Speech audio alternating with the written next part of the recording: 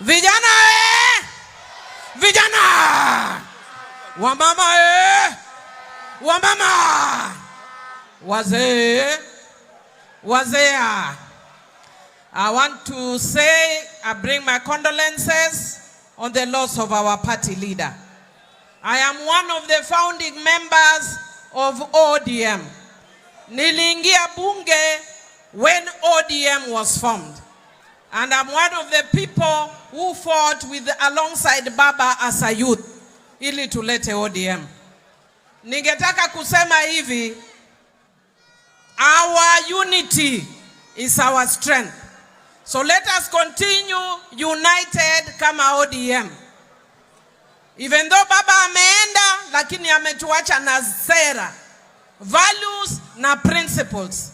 Let us stand with the values and principles Baba aliacha.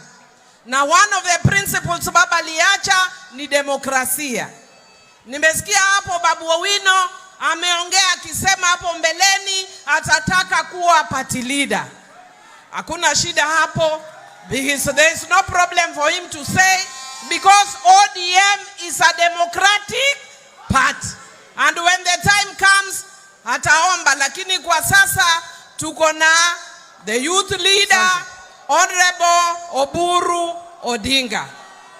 Na la mwisho ningetaka kuonya. Kuna mtu nimeona ameattack Winnie Odinga. Mimi kama mtetezi ya wamama, I want to say this, whether it is a lie or whatever the name is.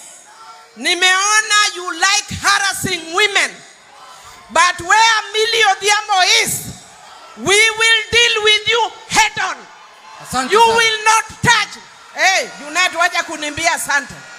Where Winnie Odinga is concerned, that is the heart of Baba, and it is against Luo culture to attack a person who is still mourning. Sahi umeona kama tunaona picha ya Baba hata Winnie amelia, and then you are attacking her. I want to tell you a lie.